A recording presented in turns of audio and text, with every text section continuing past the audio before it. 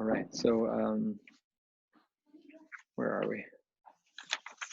So tonight we're going to be learning Daf Samach Beis and Samach Gimel Amud Aleph. These blot, especially Samach Beis, Amud Beis, and Samach Gimel Amud Aleph, look particularly large. They're not so bad. There's a lot of Agadata, especially toward the second half of Samach Beis Amud Beis, and even moving up into the top of Samach Gimel Amud Aleph. We'll touch on Inyane Tznius to ensure that we are speaking and thinking and acting properly, and as well we'll touch on the machlokes that's in the Tanoim and in the Rishonim about what the world will look like Yemir Hashem during Yemos HaMashiach. Is it going to be a normal world? Is it going to be a not normal world? This machlokes was famously articulated by the Rishonim in regards to the pasuk of the Garza Evim Keves. Will you see a sheep being able to live in the place with its predator? Is that a metaphor or is that reality? And a question that may well be difficult to answer. So we're going to get started right now. We're at the Mishnah on Daf Samach Beis Amud Aleph, about 15 lines down on Samach Beis Amud Aleph. Lo seite isha b'machad hanakuva. A woman is not allowed to go out with a machad, with a needle that is nakuva, that has the eyelet in it. Lo b'tabat sheyesha leha chosam. Nor can she go out with a ring that has a signet on it. We'll see soon that was something that was not typical for a woman to wear. A little bit kuliar, we'll learn about this in the Gemara. A little bit kovelis, we'll learn about that in the Gemara. A little bit sluchis shel plyton. She could not carry around a small little kli shel plyton. What's plyton? So take a look at Rashi. Rashi Dibur Hamaskal plyton. The second one on our Mishnah, balsama. It's balsam oil. Mishcha de afarsima. It smells very good. That she's not allowed to wear that either. And says the Tanakama, who is Rab Meir, v'im yatzasa chayeves chatas divi Rab Meir. In all of these things, she has violated a blanket Isser D'Oraisa. It is forbidden for her to carry these things out. The Chachamim potrin bekovelas u'v'tzluchis shel plyton. The Chachamim they argue in regards to at least two of the cases, and those are the cases of kovelas and sluchis shel plyton. Again, kovelas we don't yet know about. We'll see soon what that means. But also this container that smells good that had some balsam oil in it. Opens up the Gemara, and we really need some context here because otherwise it's a little difficult to understand what the Gemara is talking about. Amar Ula v'chilufeihen b'ish. The opposites would be true by men. The opposite of what? Take a look at Rashi, the first Rashi on the Gemara, about 2 inches above where we are. Amar Ula v'chilufeihen b'ish atabas koi. In regards to rings, men and women had very different styles of dress. Women would wear rings that had no signet on it, and men would wear rings that do have a signet on it. So basically the halacha is flipped. So looking back at our Mishnah, the second din in our Mishnah was that that a woman is not allowed to wear a ring that has a signet. So what does the Gemara mean in the name of Ula b'chilufein b'ish? The opposite would be true by a man. He's not allowed to wear a ring without a signet. And that is what the Gemara means in the name of Ula. Alma, what does this seem to mean? Kasavar Ula kol midi dechazi le'ish lo chazi le'isha. Anything that's fit for a man is not fit for a woman. We make an inference here that if it's true that you say b'chilufein b'ish, that whatever is the din by a woman in regards to a ring with a signet, that by her she's chayeves. So then, what does it say in our Mishnah? It says lo seitze isha lo b'tabash yesha lachosam v'da b'chayev. So then by a man, it would not be chayev, and then the ring without the signet, the man would be patur, or maybe even mutter. So that's what the Gemara seems to say is the shita of Ula, and the reverse is true. And that which is fit for a woman is also not fit for a man. But that doesn't work because Masi Rav Yosef, Haruam Yotzim Besakin, the shepherds were allowed to go out in these garments that basically function like a raincoat. That's what Rashi here points out. Dibur Hamaskal Besakin, Shemiskasin Behen Mibnei Shamim. Sakin, Malbush Sak, it was sackcloth that kept them a little bit protected from the rain. But here the Gemara says not only were the shepherds allowed, it didn't only apply to the shepherds. Ella Kol Adam, Ella Shadarkan Shal Roin, let's say Besakin. It was just referenced in regards to Roin, but really the din applies to everyone. So what do we see here? We see that men and women are included in the same exact din. We don't distinguish between men and women, even though by and large the Roin were men. So we see here that there's no distinction between the genders. So if that's the case, how does the shita of Ula make sense that there are sharp lines in the sand between men and women? Says the Gemara, Amar Rav Yosef. Rav Yosef has a very sharp din. Amar of Yosef, what did Ula really mean? Ula nashim am bifnei atzman hein. Women are a nation unto themselves. This is not the kind of Gemara that you pull out of context. This is halachic in nature, and it is to say that men and women are completely different when it comes to clothing, when it comes to what a tachshit is, what a tachshit isn't.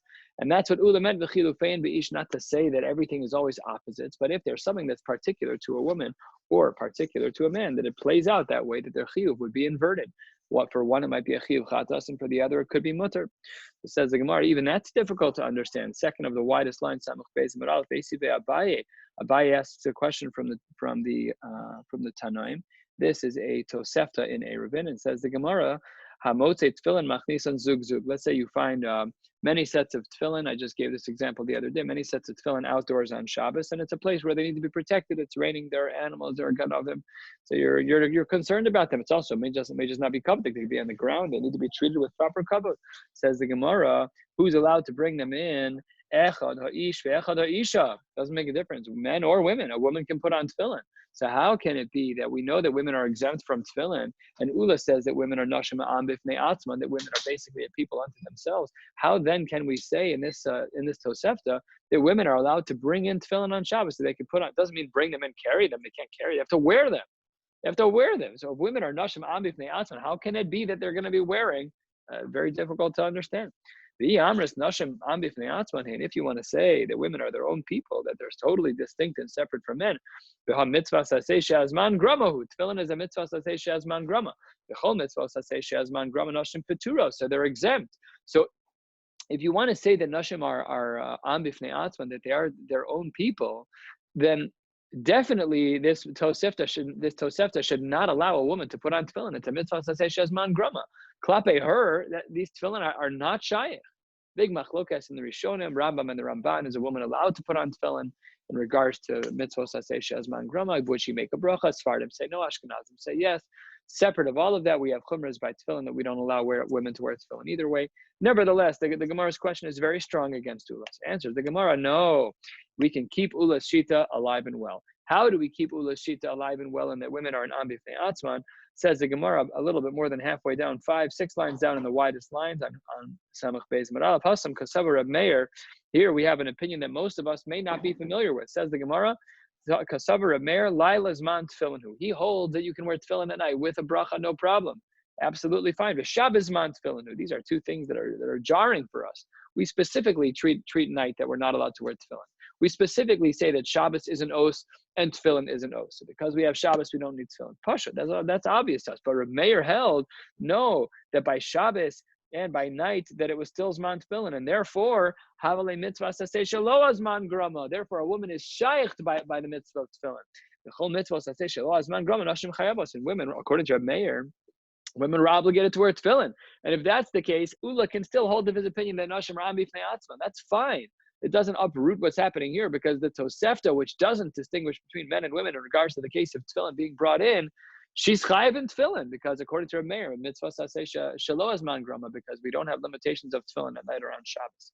So the Gemara doesn't really have clarity here, other than to say that we know Ula's shita, which is that nashim are am bifnei atzman, and according to Ula, that had it been not like the shita of Rav Meir, had it been like all of the other Tanaim who hold that tefillin is restricted at night, and tefillin is restricted on Shabbos, and therefore tefillin is a mitzvah saseh she'azman grama, and therefore a woman's exempt, then that Tosefta would be very difficult according to Ula. So that's how Ula understands this Gemara, an inference from our Mishnah when we say b'chilufein be'ish, and therefore the halacha is that by men wearing rings has the opposite status of women. So women, if they wear a ring with a signet, they're chayiv for carrying. Men, if they wear a ring with a signet that's not chayiv for carrying. Mutter or isur d'rabbanan, separate discussion. Okay, a little bit more than halfway down, and then the Gemara says, what is the Gemara asking here? Take a look at Rashi. Dibur hamaschil it's an inch or two below where we are. Says Rashi, amas nisim koi. This is going back on our Mishnah. Namely, this is not picking up on the previous line of the Gemara, but going back to our Mishnah. Says Rashi, ahotzas tabas. It's going on the ring. What about the ring? Says Rashi, shemotziasa derech malbush be'etzba'ah. She's wearing the ring on her finger. So what did our Mishnah say when a woman wears a ring with a signet? she's chayav achatas. She's obligated to bring a korban. So it says Rashi, v'zeh she'eino tachshit law, even though it's not a tachshit, so what? Amay chayev eschatas. Hare lo hotzia kedera kol hamotziin. This is not regular carrying. When a ring is not shayach for you, the regular way to carry it is to hold it. So the fact that she was wearing it means it was an abnormal way to wear it, which means that she should not be chayav achatas. So that's what the Gemara says here. That's what Rashi says the Gemara is bothered by. When this woman is wearing the ring with a signet, she shouldn't be chayav achatas. She's totally fine. She shouldn't be chayav achatas at all because it's a ring that's not shaykh to her. It's not a tachshit by her. And therefore, the normal way to carry that ring is in your hand and not on your finger. So if she's wearing the ring with a signet on her finger, she should be ptura. Should be an Isser Darabanan, shouldn't be an Isser Daraisa. Says the Gemara, no, there's a new Kimta. Our Mishnah is speaking about a specific type of woman. We're dealing with a woman who is a Gizbaris. She was the treasurer. She used the signet all the time. Most women don't wear rings with signets. This woman does. And because by her, the ring with a signet is the normal. So therefore, the right way to wear it is on her hand. And therefore, if she's wearing it on her hand, she's going to be chayav achatas. Amar Rabba, skipping the parentheses, tirtes ish, I understand. I got it in regards to a woman as to how you understand or whether or not she's chayiv. Tirtes isha, we understand that world. However, ish ma'ika l'meimar, how do we understand a man? Why is it that sometimes he's going to be pater, he's going to be wearing it on his hand, right? So says the Gemara as follows. So Amar Rava, pa'amim, there are times. She'adam nosim li'ishto tabashi esha lehachosam. Sometimes a husband gives his ring with a signet to his wife, leholicha lekufsa, to bring it home and put it in the box. And she put it on her hand. Until I skipped a line. Until she gets to the box. And that's her way of carrying it. Sometimes a wife, let's say she's going to the mikvah, whatever, goes to wash the tilas yadayim, she gives her husband her ring, and he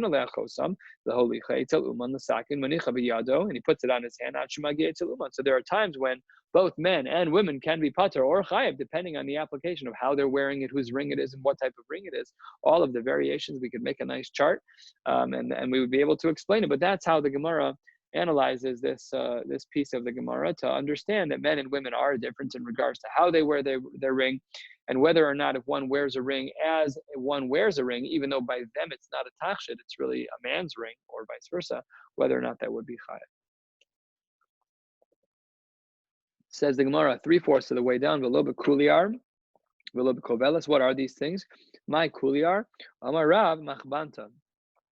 This was a clasp that women would attach to their clothes to make sure that their clothes stayed in place. Now the clasps that we have on our clothing are stitched into our clothing, so that's not what we're talking about.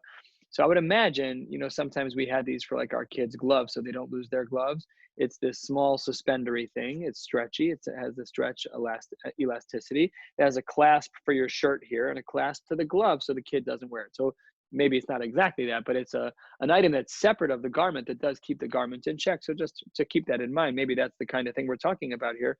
So that's what the Gemara says is a kuliyar, it's machbanta, this type of clasp. Kovelas, what's that talking about? Amarav, chumrasa de pilon. We're talking about, we'll have to see in a moment what chumrasa de pilon is. Where is that Rashi? Rashi, chumrasa de pilon is about 5 lines from the bottom of the page. Chumrasa de pilon, kesher shekasher bo, sam sheshmo pilon, v'recho arev. It's a drug, not literally a drug, but it's a chemical of some kind that has a wonderful smell. Ubalaz, balsamo, also balsam again. The isha sherecha ra to'anto aleha. This is dealing with a woman who has body odor. She does not smell very good, and she uses this to carry the smell, to make sure that people smell the good stuff and not the bad stuff. So that's what the Gemara says is the kovelas of our Mishnah. And if you just quickly look back in our Mishnah, it said lo b'kuli or lo b'kovelas. Both of these cases were restricted in our Mishnah. And if a woman wore that, then she'd be chayav achatas. And that is predicated on a machlokes tanaim. Obviously, our Mishnah held like the strict opinion, but let's take a look at this machlokes tanaim here in another source. Tanu Rabban, and the rabbis taught us the following machlokes. She cannot go out with this good smelling balsam. Rameir holds she's chayav achatas, just like our Mishnah. She should not go out, but if she does go out, ptura, which means pater avalas, or it's nisr derabanan. Third sheet to Rabbi Eliezer, Omer yotze isha bekovelas lechatchila. No, Rabbi Eliezer was matir all the way. She can go out with the kovelas. She's using this to make sure that she smells good, even though she otherwise really doesn't. Fundamentally, she needs a shower. But what can she do? It is what it is. So she uses this to make sure she smells good on Shabbos. It says the Gemara, that is going to be considered mutter according to the sheet of Rabbi Eliezer. Says the Gemara, but my community, what is it that they're arguing about, Bichlal? How does each shita explain themselves? Reb Meir Savar Masui, who very simple. Reb Meir says you're carrying. You're not allowed to use this on Shabbos. You're just carrying, and you're chayav. This is very simple. You're not allowed to carry. Says the Gemara V'Rabbanan. What is the second sheet? Savar Tachshid hu v'dilma shalpa michbi av'asil isui. Really, technically, it's a tachshid. Should be mutter, but we have a secondary concern, which is that we're afraid she's going to take it off and show it to her friends, and that might be. And then she'll walk arba amos b'rshus haravim, and that would be asur. So therefore, she's ptura. It's an isur derabanan. It's patur aval. So then the Gemara says, Rabbi Eliezer, what's his shita? Rabbi Eliezer says we got to go back to our roots here. Why is she wearing this in the first place? Remember what we said. This woman just has a bad natural smell. So she's wearing this to cover that bad natural smell. Says the Gemara. Rabbi Eliezer Savar Man Darka Limirma. Who's the one who's wearing this in the first place? Isha Sharecha Ra. It's a woman who doesn't smell good. You think that woman's going to take off that? It's like having a prescription deodorant. You don't walk around showing it to people. That's what's going on here. Isha sharecha ra, she doesn't smell good. Isha sharecha ra, lo shalfa machavia. She's not taking it off to show her friends. Oh, look what I have. That's not the kind of thing you show off. It's not like fancy jewelry. And therefore, velo asya la asuya, arba amos b'rshus harabim. Nothing to talk about. Totally mutter. Says the Gemara. Wait a minute, Rabbi Eliezer Shita. You're saying he's so lenient because of this svara that she's not going to walk arba amos b'rshus harabim because she wants. There's another brisa that doesn't agree about Tanya, 4 lines from the bottom. Rabbi Eliezer poter bekovelas uvitzluchas shel plaiton. He says that in those cases she's ptura, which is nisr derabanan. So now we have a contradiction between Rabbi Eliezer. We just saw our Mishnah. Our Mishnah says she's chayaves. Then we saw this machlokas amoraim, machlokas tanaim. Here we saw a 3-way machlokas. We saw the Rab Meir, the Chachamim, and Rabbi Eliezer. And Rabbi Eliezer seems to have a contradiction. The Tana Rabbanan here says that he holds that it's mutter. Lichatchila. What do we see? You see here about Tanya, Rabbi Eliezer poter. It's an isur derabanan. Says the Gemara, lo kasha. It depends when Rabbi Eliezer was answering and to whom. It depends. Kikoy ad Rabbi Meir. Ha kikoy ad Rabbi Meir. Ha kikoy ad Rabbanan. It depends who was talking. When he was talking to the more strict shita, he said the word putter. He didn't mean putter abalasar. He meant mutter, but he was pushing back in a different way. So let's take a look at how it worked out. 2 lines from the bottom. Kikoyad Rabbi Meir, when he was fighting back against Rabbi Meir, who held that you're chayav chatas, Amar chayav chatas, Amar le. He said back to him, no, you're not chayav chatas. You're putter. You're putter. That's not an isur doraisa. Basically, he was saying that's not an isur doraisa. He really meant to say that it's mutter, and certainly not that it's putter. But those were the words that he used, but it implied that I just don't hold like you, Reb Meir, you're too strict. And when he was arguing against the middle shita that held that it was Patra Avalasar, the Amar Patra Avalasar, there, Amar Ihu Mutter Lechatchila. Then he says that part, that's fine. So basically, Rabbi Eliezer's shita, it only sounds contradictory in words, but really, he was just responding in kind to the shitas that he heard. By Reb Meir, who was very sharp, he responded by saying Patra. And when it came to the sheet of the Rabbanan, who said that it was Nisr the Rabbanan, he responded by saying that it's mutter. We just finished Samach Beis Amud Aleph, turning to the top of Samach Beis Amud Beis.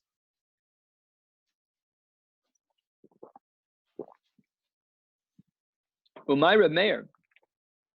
When did Rabbi Eliezer dialogue with Reb Meir, separate of the Tana Rabbanan? The Tana Rabbanan has the three Tanaim together. The 3 Tanaim together. They have Reb Meir, they have the Chachamim, and they have Rabbi Eliezer. Great. Got it. But at the bottom of the page, we just saw that at some point, seemingly, Rabbi Meir and Rabbi Eliezer were dialoguing without the Chachamim. That's what Rashi says on the top Rashi. Heicha ashkechan da'ayri ba Rabbi Meir below Rabbanan upalig Rabbi Eliezer alei. Where do we see the case? What is the story? What is the source where Rabbi Meir and Rabbi Eliezer have a machlokas in the absence of the sheet of the Chachamim, where he then said the strange language of Pater? Where is that? Says the Gemara right here, Tanya. The Brisa says as follows. What does Rabbi Meir hold?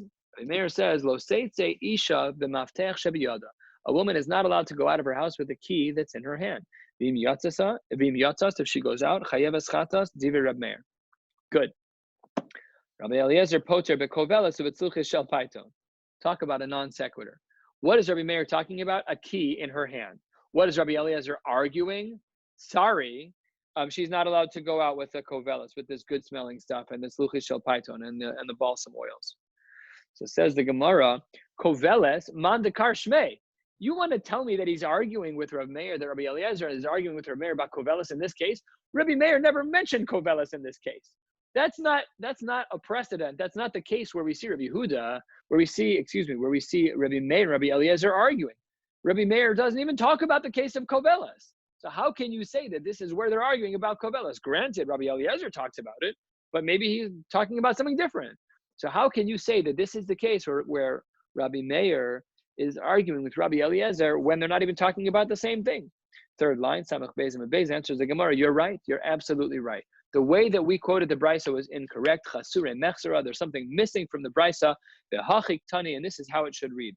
It should say by Rav Meir, V'chein b'koveles, v'chein b'tzluchis, shel plaiton lo seitze. V'im yatzos chayiv chatas tivri Rav Meir. You're correct.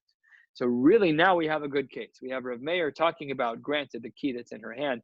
And similarly, in the case of the kovelas and with the oils of balsam, there he would say it's aser, and if in fact she were to do that, she'd be chai b'chatas. It's there, Rabbi Eliezer poter b'kovelas v'tzluchis shel plaiton.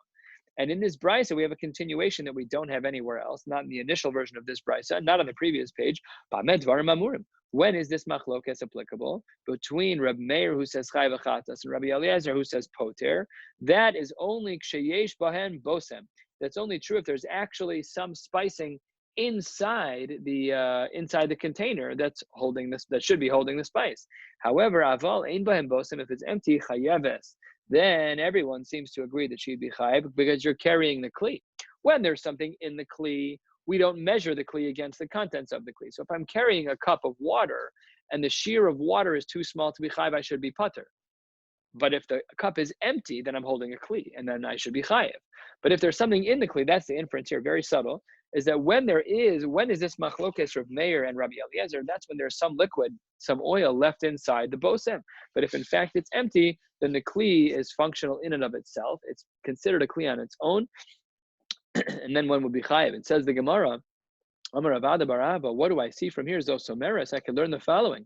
Hamotzi ochlen pachos mikashir bekli chayiv, da'ain ba bosem kepachos mikashir bechli dami v'katani chayeves. We see here that when there's nothing in the pot, you're chayiv. So what does Avada Barava say? We learn from here. Hamotzi ochlen pachos mikashir, just like by the bosem, there was a very small shear or very almost nothing. So then we say that in the kli you're going to be chayiv. Deha ein ba bosem kepachos mikashir bekli dami v'katani chayeves. So the Gemara says here, we learn from here that you should be chayiv. So Ravashi says, hang on. Ravashi says, Amar be'alma ei malach pater. I would tell you, really, in general, you're going to be pater in that case where there's less than a shear. In general, that should be true.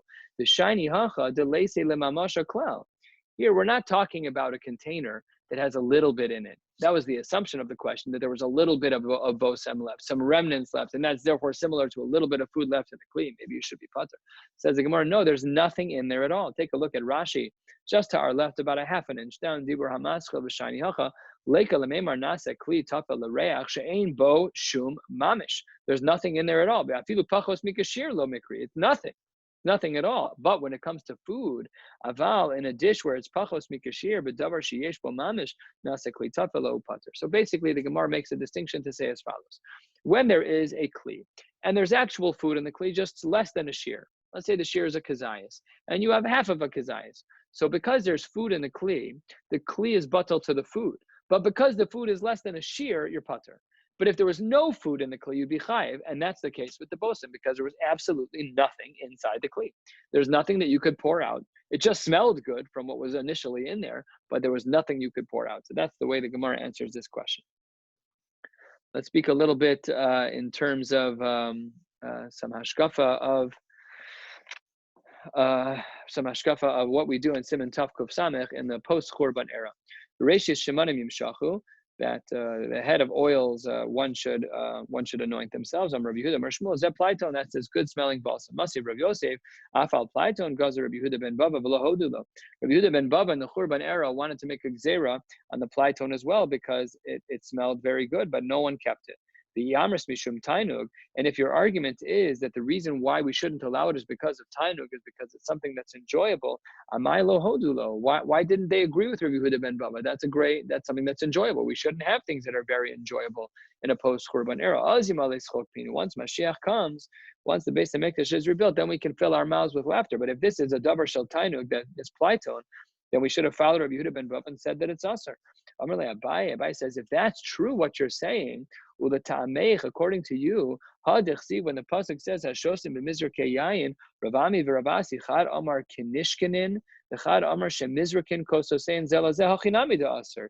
That when the pasuk speaks about wine, and Ravami and Ravasi, each of them say, one of them says you're drinking wine out of kinishkenin, out of this very fancy wine goblet, and another one says you're pouring wine in a fancy way from cup to cup, maybe like a bartender would do that. That's also the Shum Tani. You should say that that's usher also. However, it's not. Because we see Rabba bar Rav Huna ikla lebei reish galus v'shasa b'kinishkenin v'lo amar le v'lo midi.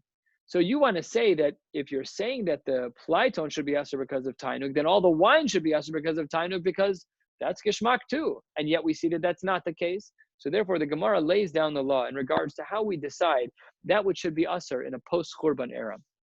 In a Churban era. Ella, kol midi di isbei Tanug. Simcha gazu rabbanon. Something that has the duality. It has two things going for it. Number one is its geshmak, and number two is it makes you happy. That's when we have a gzera. The reason why nobody kept Rabbi Yehuda ben Bava's din is because it was only shel tainug. It didn't have two strikes against it. In order for something to be usher, and the reason why people didn't follow Rabbi Yehuda ben Bava was because Rabbi Yehuda ben Bava was only referencing something that was shel tainug.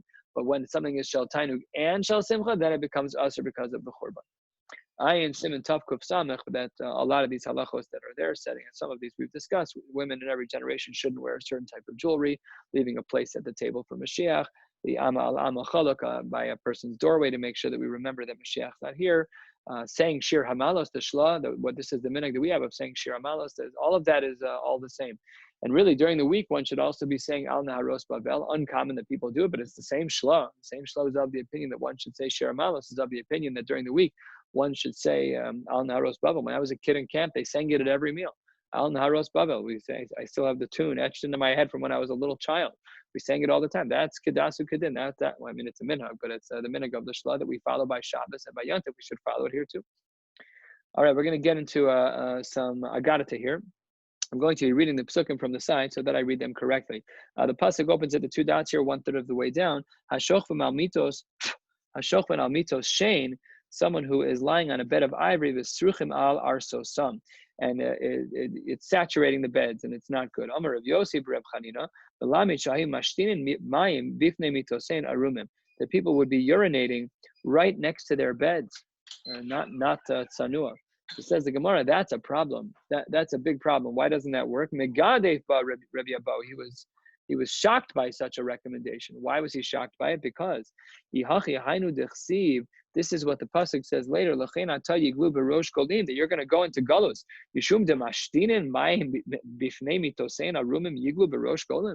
A person has a strange and maybe an undisciplined habit of urinating next to their bed. So therefore, you go into galus. Like, that's not churban worthy. It's not normal, and you should go to the bathroom, but it's not churban worthy. So what is the pasuk talking about? Ella, says the Gemara, Ella Amar Rabbi Abo, he therefore rejects the initial opinion of that it was just referencing urination, and he says that it was in fact about things that were very inappropriate.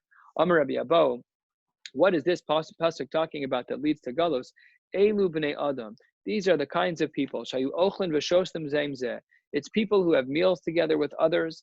V'dovkin mitosem zo bezo, and they put their beds next to one another. Umachlifin nishosehem zeim zeh, and they are not careful, and I should say they're very not careful, and they're violating the Isser Niyuf and intimate with other people's spouses. Umasrichen arsosam, and they make their beds disgusting.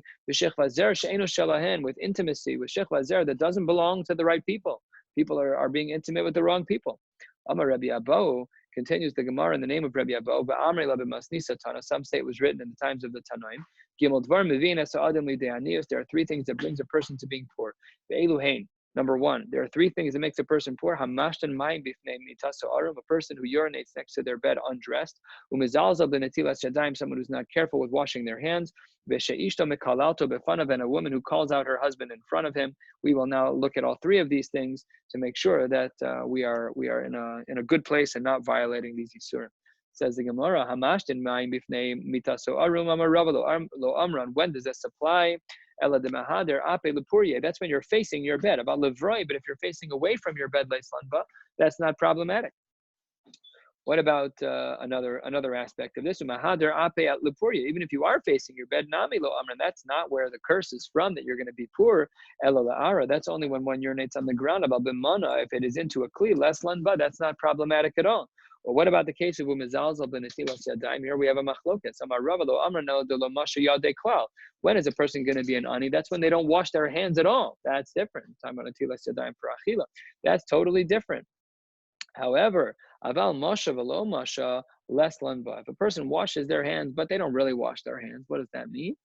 This we need a rishon for. Take a look at Rashi, 2-3 inches below where we are. Masha v'lo masha she'enu rochetz u'meshavshev yafe. You're not really using a lot of water. You're a minimalist. Why? Because you're impatient. I'm not waiting for the cup to fill up. So I'm only going to use mamash a revius of wine. That's all I'm going to use. So then that's when the Gemara says that you have been mizalzel and netilas yadayim, and it leads to being poor. Says the Gemara, Balav Milsei, that's not right. The Amar Rav Chizda says it's not just if you use more than a revius. So let's say a revius is 3.3 ounces. You use 3.5 ounces. Says Rav Chizda, no. Oh, no, mashoy malei chafni maya. I'd fill the whole pitcher with water. V'yavuli malei chafni b'tivusa. And I was given in turn a tremendous amount of goodness. So whereas the Shita of Rava was of the opinion that as long as you break the threshold, that minimal threshold, you're okay. Says Rav Chizda, no. The more you pour, the more ashirus you will have. And that, therefore, one should be careful with that. What does it mean that a wife is, God forbid, cursing out her husband? That he's not taking care of her needs in regards to buying her gifts and jewelry. When is this true? That's when he has the capacity to do that. If he has nothing, so what is he supposed to do? You don't, I don't know, whatever the threshold is, but you don't necessarily mortgage your house to buy a gift.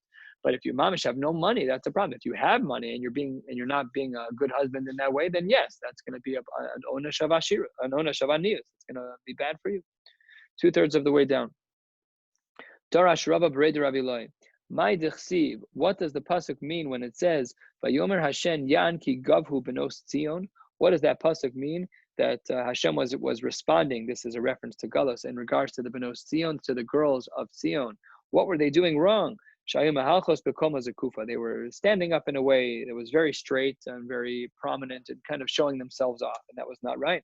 They were going with their necks outstretched. What does that mean?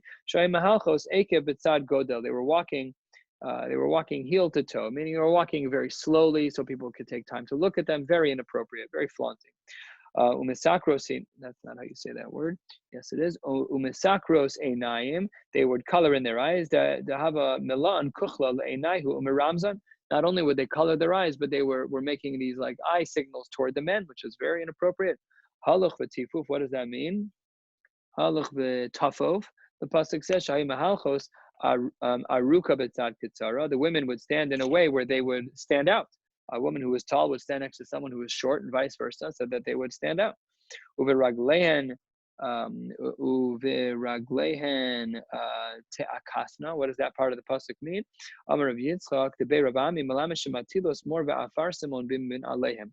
What they used to do to make themselves smell good and to capture people's attention is they would put some type of perfume inside their shoe. They'd walk around the marketplace of Yerushalayim. When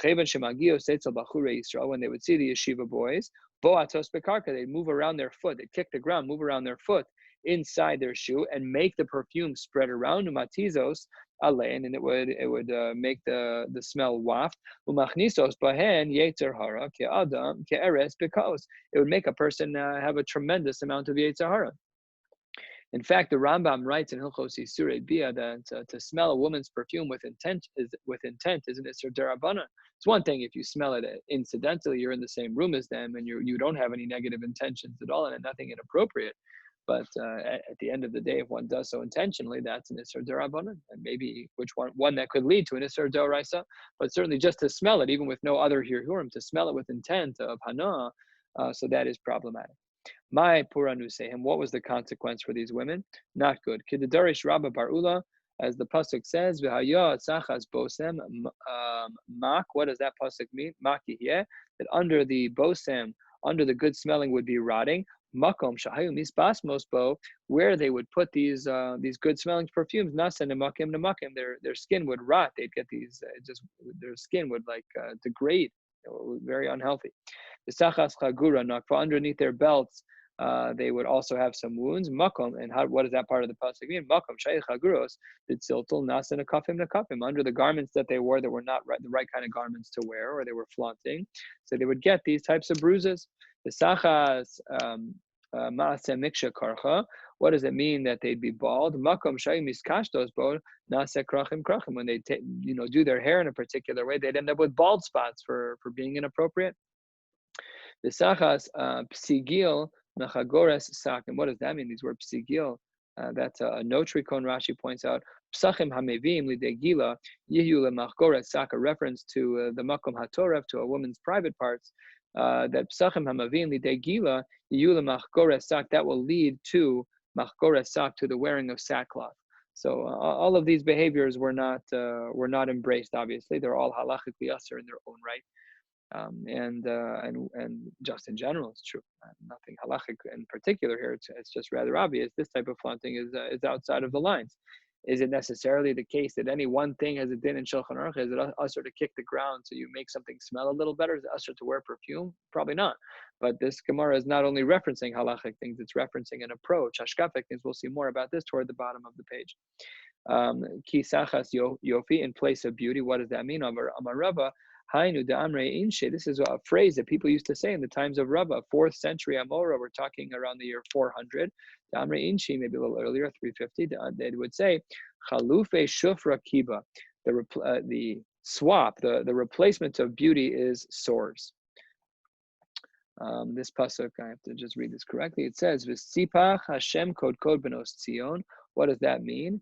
That V'sipach, what does that word mean? That Hashem kod the skulls of the girls of Tzion. Amar Rav Yossi Reb Chanina Malamed she parcha bahen saras, that they would get saras. What is in this pasuk makes it look like they're going to get saras? Answers the Gemara. Ksivacha v'sipach uksivasav lasesu lasapachas. It's just a play on words from the beginning of that pasuk where it says v'sipach samach peches to seis and sapachas. Says the Gemara. That's how we know that they were going to get saras. Hashem.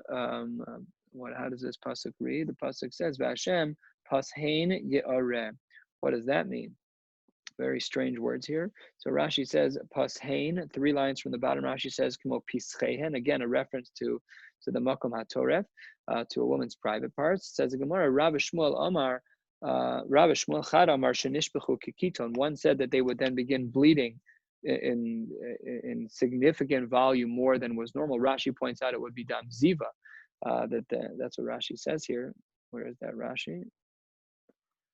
Rashi says 2 lines from the bottom, Shenish bechu kekiton shofeches dam ziva, that she'd become a zava. It's a disease. That as an onesh, the makom hatoref would not be one that is fit for tashmish hamita, in that it was inaccessible. There was so much hair, it was inaccessible. That's what Rashi writes here as well. Kiyar nismalu seir v'nimasos latashmish. The hair would grow at such a rapid rate that it was nimas for tashmish. It was not befitting for tashmish. It was unappealing.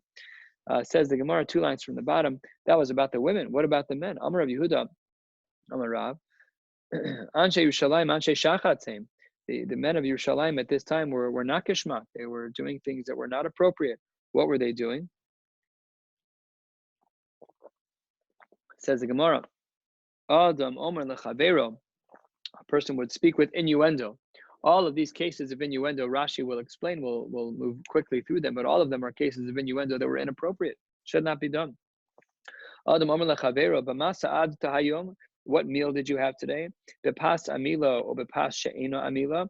Was it with bread that was kneaded well, or was it bread that was not kneaded well? Take a look at Rashi on the bottom. Rashi says b'masa ad tahayom was a reference to tashmish. code word. Vipasamila, was she a be'ula or was she a besula? These, again, inappropriate references. B'yayin gordali, was it white wine or was it b'yayin chardali? Was her skin tone lighter or darker? Very specific. B'mesav rachav or b'mesav katzar. What Rashi here points out that this is speaking about the mita, about the bed. B'chaver tov or b'chaver ra, was this talking about someone who's attractive or someone who's unattractive? Amar Rav Chizda, this is how the men were talking. Yeah, it's going to lead to churban. This is how the men were talking. Every one of these phrases, when you'd hear people talking about it, it was just a reference to things that were innuendo. It's very easy to make things inappropriate. It's a discipline to keep everything appropriate. So that's what the Gemara is referencing here, was one of the aspects of the Anshe Yerushalayim who were not doing that which was appropriate. What's Rashi saying over there by the second last Rashi? The second last Rashi, Pasamila. Yeah. This word is explained by the Hagos V'Tzionim to speak about how the bread was kneaded. It's a literal translation, but the metaphor that's being utilized here is to speak about whether or not she was a basula or a beula. I don't know what the word in French means. I just know that's what Rashi says. Nilo shetev. I have no idea. Couldn't tell you. There's no punctuation, and I don't speak French, so. So the third line on the top of Daf Samech Gimel Amud Aleph is a change in tone, ending off this section of the Mishnah, the last piece before the next Mishnah, with I guess less negativity. It's not all positive, but it's less negative. Amar Rechava, Amar Yehuda, Atze Yerushalayim shel kinamon hayu. There were some trees, ones that were used to cut down, that had a beautiful smell of cinnamon. Uvishah shahayu masikin bahen. When they were being burned, Recha nodeh b'chol Eretz Yisrael. The whole country smelled beautiful. It's an amazing scent. And once Yerushalayim was destroyed, so then this type of wood was nignazu. This type of wood was no longer. We didn't know where it was, except for a little bit. Only a tiny amount was left, like a piece of barley, and it was kept. It was found begazoi, in the store place of the tzimtzumoi. Malkasa, and tzimtzumoi is either a feature of the queen, like an adjective that describes her, or what's her name. Discussion in the Meforshim who she was, when she lived. We do know that, of course, it's post Churban, so we can approximate, but not clear in regards to who she is. It says the next Mishnah, we've been speaking about women quite a bit in regards to what they're allowed to carry and not carry out on Shabbos. So let's switch gears here a little bit. Below Yetze ha'ish lo b'sayif lo b'keshes lo b'tris lo b'alav lo b'romach. A man is not allowed to go out on Shabbos with a knife, with a sword, I should say. V'lo b'keshes, with a bow and arrow. V'lo b'tris, with a shield. V'lo b'alav, we'll see what that means in the Gemara. V'lo b'romach, and not, let's see what this means in the Gemara as well. V'im yatsa chayiv chatas. With all of those, if a man goes out with those, they are considered to be chayiv chatas. Rabbi Eliezer Omer tachshitin hein. No, those are considered tachshitin hein. So is this Rabbi Eliezer from before who says that it's mutter? Is it Rabbi Eliezer who'd say that it's pater? So that we don't know the answer to yet. You can't carry these things because they're all negative. Forget about tachshit, forget about anything else. These things are not good. How do we know that? Shne'amar, because the pasuk says, "V'chitutu charvosam leitim v'chanisoseihem lamazmeros lo yisa goy al goy cherev lo yimadu od milchama." These things are not good. They're not ideal. We don't like them. They're not Shabbosdik. In addition to all the halachic issues, it's not something that we would want. And continues the Gemara, total non sequitur, and back to women. Biris tahora, v'yotzin babis Shabbos, that a woman is allowed to wear a biris. These are these kinds of things that would hold up her stockings, hold up her socks to make sure that they would not fall down, as we learned a couple of days ago. And in regards to kavalim were like these chains or ropes that a woman would wear around her leg to main. Ve'ein yotzin babis Shabbos. Not only are they tummy, but a woman's not allowed to wear them out on Shabbos. Says the Gemara, my Allah. We said in the Mishnah that a man is not allowed to wear an Allah. Answers the Gemara, kulfa. A kulfa is like out of the movies. It's like one of those sticks that it was metal and had a ball at the end with spokes in it. So it's like a mamish, like from Tom and Jerry, like these scenarios where you take that thing and you hit someone in the head with it and you make 10 holes in their head with this Roma, with this Allah. So that's what the Gemara says that he's not allowed to carry out. That's the Allah. The Gemara is a kulfa, is the stick with a round end that has spokes. And the Rabbi Eliezer, Omer tachshitin hein lo. What does that mean? That he says that they're tachshitin. Tanya, Omer lo Rabbi Eliezer. Once you're telling me that they're tachshitin, so tachshitin are things that people use. Why are they going to be batal in the times of Mashiach? Because the pasuk that you quoted in the Mishnah, what was the pasuk again? Lo yisa goy al goy cherev. There's going to be no more swords. That's only the most of Mashiach. So why, if it's a tachshit, then it's not bad. Why then is it not going to be there most of Mashiach? We're not going to need them. This is one version of Yemos HaMashiach that will be a little bit more of the supernatural, in that one will not have war, and we won't have needs for these things anymore. Shnei Amar, as the pasuk says, Lo yisa goy el goy cherev. There will be no more battles. V'tehave lenoi be'alma, and at that point it will no longer be a tachshit. At that point it would only be considered to be lenoi be'alma, just decorative. Some people keep swords on their walls. Okay, so that hopefully that would be a wonderful day. Amar Abaye, in line with this, Abaye says a well-known line, and people use this line in other contexts to make a point, which is Amar Abaye, midei have a shrag of a tiara. It's like having a candle in the sunlight.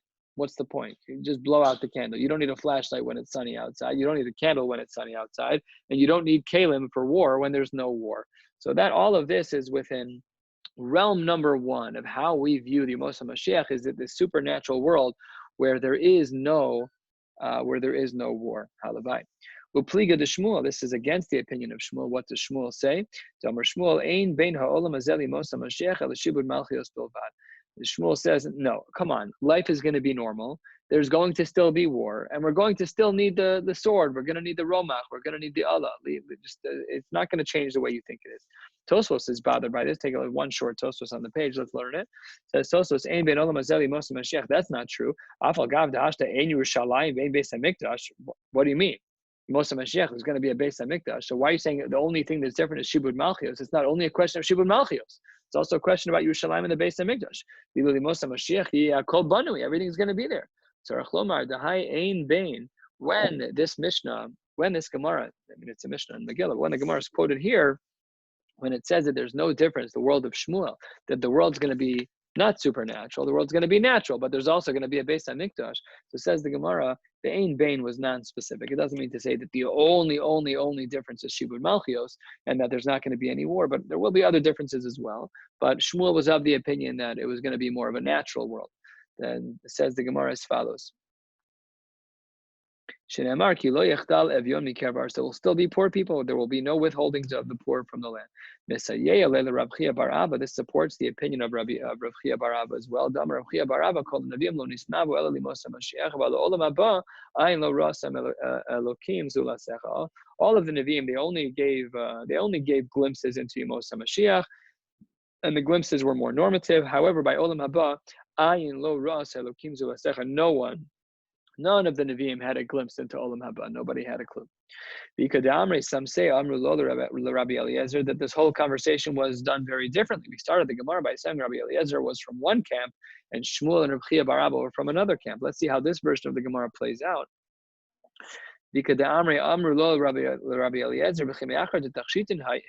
Once we consider these clay milchama, these tools of war, once we consider them a tachshit, mahin betelin limos HaMashiach, amar lahen, af limos HaMashiach ina betelin. Some say that he did not say that they are batel, and quote the pasuk of lo yisa goy el goy. He argued the other way. No, even by Yemos HaMashiach, they're not going to be batel. Hainu de Shmuel, just like Shmuel's opinion. Te pliga de Rabbi Chia bar Abba, and that argues on the opinion of Rabbi Chia bar Abba. That is version 2 of the Gemara. So again, there's a machlokas in the Tanoim. This machlokas makes it into the Amoraim with the Rambam and the Ramban, and not Pasha. We have no idea what the times will look like in the Yemos HaMashiach. And as some Aforshim point out, you can ask the question, you can do a little bit of research, but it should not consume your day and night. We have an obligation, as we will see soon, to focus on mitzvos, to do things that are productive, and that may not be productive. Whether or not we know the Rambam or the Ramban is right, whether Shmuel is right or Rabbi Chia bar Abba or whoever, that doesn't change the mitzvahs of our burden to keep mitzvahs day to day. So if we're going to spend every waking hour trying to figure out, who is right, is it going to be supernatural or just natural, that may not be an appropriate usage of time. Says the Gemara, this is very long. Basically, we don't know who said to who, but I'll read it because it's in Shas. Some say he said it to Rav Dimi. Some said he said it to Rav Avia. The Amri la Rav Yosef. No, someone else was talking to Rav Dimi. The Amri la Rav Avia. The Amri la Abai Rav Yosef. We don't know who said what to who. My time of Rabbi Eliezer. The Amar Tachshitin Heimlo. Why did he say that they're Tachshitin? Because the pasuk says Dechsiv Chagor Chabrachal Yerech. You should wear your sword on your thigh. Gibor Hodecha v'Hadarcha, and that's how you would look like a strong person. Amarle Rav Kahana. Don't you know? Amarle Rav Kahana Lamar Berei de Rav Huna. Hi b'divrei Torah ksiv. That pasuk is not speaking about war. That pasuk is a homily about Talmud Torah. That you have to make sure that you learn Torah, Talmud Abiyado. Okay, it says the Gemara, very important in regards to the methodology of learning the psukim in Tanakh. Amarle ein mikra yotze midei pshuto. This is a line that's quoted by Rashi and Ibn Ezra in regards to the methodologies of learning psukim in Tanakh. What are the methodologies? I took a class on this in college about different approaches about biblical exegesis. How do people analyze psukim? Is it done in a vacuum? Is it done with the lens of Chazal? Is it pshat-oriented? Pardes, we know famously there's 4 levels of pshat in the pasuk. Pshat, remez, drash, sod. Pshat is what simple translation. Remez is what is into. Drash is already a whole new level. Extrapolating, and sod is that's the whole new. That's that's divrei Kabbalah, a whole new world. So says the Gemara, you're right that the pasuk is talking about Talmud Torah in homily, but that doesn't mean that it doesn't have applications in regards to the actual words that we're reading. You can't overlook the pshat. So that's what the Gemara says here.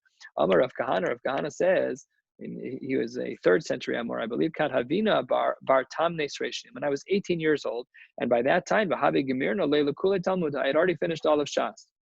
What was Shas in the 3rd century of the Amoraim? Nothing was put together yet. The Shas that we know of didn't exist. It meant that he was holding in all of the Torah Satanaim, in all of the oral tradition. He knew it cold. So by the time he was 18, he had it down. Lo hava yadana, I never knew the rule of de'ein nikra yotze midei pshuta ad hashta until now. My kamashmal, and what do we learn from this short story with Rav Kahana? The answer is the ligmar inish v'hadar lispar.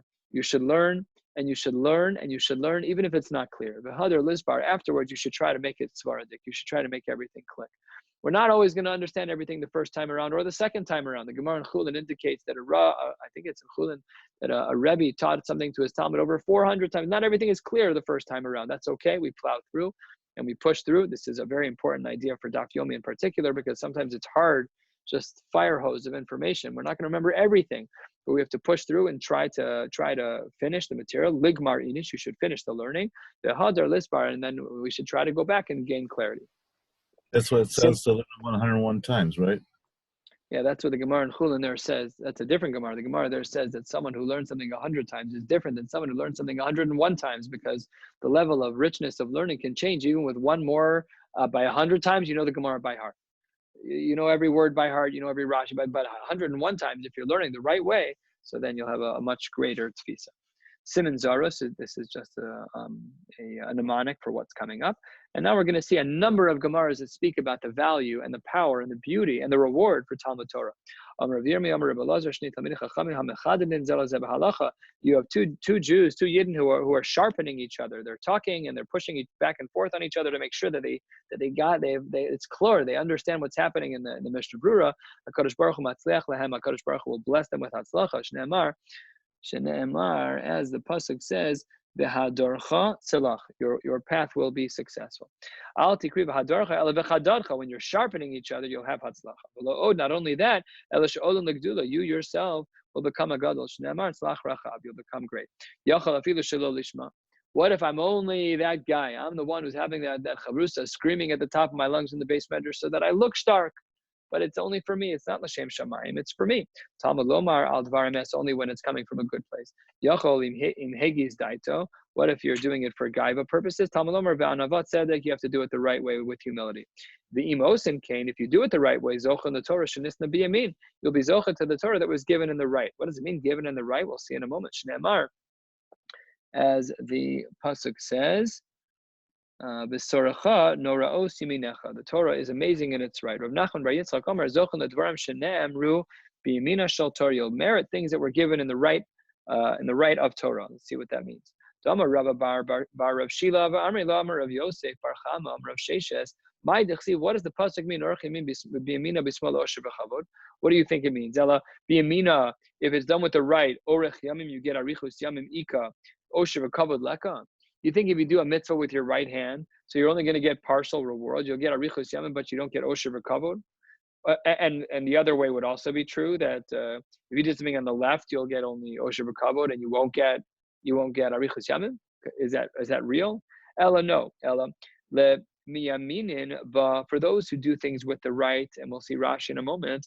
Orach yamim ika v'kol shekain osher v'kavod. When someone does something with the right, then they get both. They get arichus yamim and they get osher v'kavod. Lemismalim, lemasmeilim, the ones who do it with the left, osher v'kavod ika. In this world, they'll get osher v'kavod. However, orach yamim leka, they will not have lengthy days. Rashi here explains what the difference is between right and left. Take a look at Rashi. Dibur hamaschil lemasmeilim ba. It's 3 or 4 inches above where we are, right about the halfway mark in the page. Dibur hamaschil lemasmeilim ba she'ein yagain ba kol tzorcha, and you're not really trying. Yeah, whatever you're a minimalist. You put in just a little bit of effort. It's enough. You're yotze done. You get it done. Inami my minin ba oskin lishma mismeilim shelo lishma. Another pshat is that maybe the person who's doing it l'shem shamayim, so he gets more reward, and the person does it shelo l'shem shamayim, so he doesn't get as much reward. On this Rashi, it's super important to point out the Gemara in Pesachim that we know that many of us, all of us are in a place with certain mitzvos in the Torah that we want it to be lishma, but we're not yet lishma. So the Gemara in Pesachim says that la'olam yasog adam b'torah mitoch shelo lishma, because mitoch shelo lishma balishma, that because a person is starting off, maybe I don't learn Torah for the right reasons. Maybe I learn it just for my own self-fulfillment. I learn it for mental gymnastics. I learn it for whatever ulterior motive. So it says the Gemara in Pesachim, we should always continue to learn through that. And in fact, the Nefesh HaChaim has a beautiful shot in this. So beautiful. The psychology is critical. And here's what he says: if you want to get to lishma, the only way to get to lishma is by first being lo lishma. You have to get there through the channel of being shalom. It's not possible to get to lishma without going through lo lishma. It's part of the pathway. It's part of the process, and that's a stunning idea. Where a person should not feel guilty or second guess themselves if the reason why they are doing something is shalom lishma. That's part of the process. Of course, we should have a mindset to reach lishma. Absolutely, no question about it. But that's what the Gemara here is referencing based on that Rashi. Let's continue. Just a few more minutes. I'm sorry that it's a little late. It just happens to be a longer blot tonight, blot and a half. Amar Rav Yirmiyah, Amar Rav Shimon ben Laki, Shnei Talmidei Chachamim hanochin zeh lezeh behalacha. 2 Jews who are nochin zeh lezeh. Rashi says that they're having a gentle conversation with one another. HaKadosh Baruch Hu makshiv. Lahen Hashem will listen to their prayers. Shneimar az yidberu yirei Hashem. Az nidberu yirei Hashem. Ein dibur el anacha. Speaking gently. Shneimar yad beramim tachteinu. At the end of that pasuk it says u'lechosh ve'shemo. Mayu lechosh ve'shemo. What does it mean, u'lechosh ve'shemo? And this is a well-known idea, though honestly disjointed from what we're learning. So let's say a person had a machshava to do a mitzvah, and unfortunately Hashem made it that you weren't able. You were going somewhere, you wanted to do a mitzvah, you can't. You want to daven in a minyan right now, you can't. You want to learn from a Torah, you can't. It's too bad. You're losing all those opportunities. Our machshava is kemaisa. When we think about what we want, that should be our she'ifa. We want to do those mitzvahs. So then it's ki'ilu, we're given the credit as though we did that thing. Amar Rav Chinana bar Idi. Anyone who does a mitzvah like we're supposed to do it, this person does not get bad news. That a person who does a mitzvah, they will not hear bad things.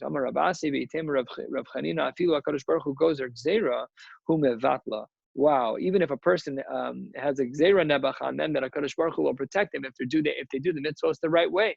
So that is very difficult, but very important. So, how do we know that it gets nullified? 2 psukim. The first one speaks about the gzeira.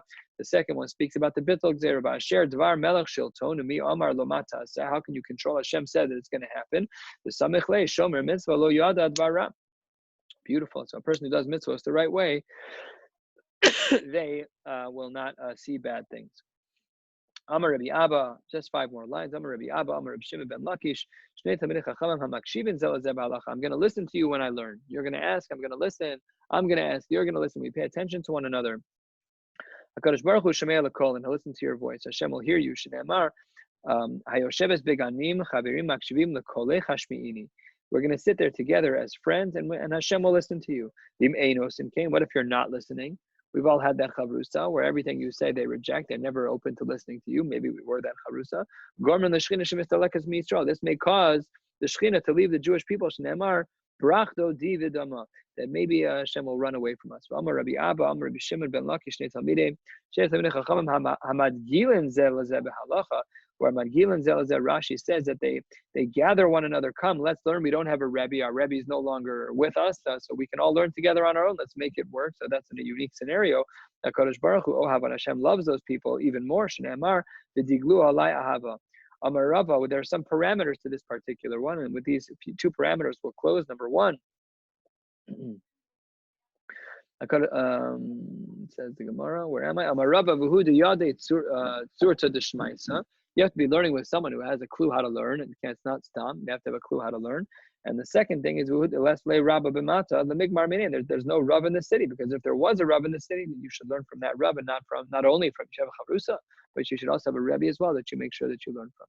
Exactly an hour on the nose. We're going to stop right here and pick up on Motzei Shabbos Timur Hashem with Samach Gimel Amud Beis and Daf Samach Daled. And I hope that each of you have a beautiful, beautiful Shabbos.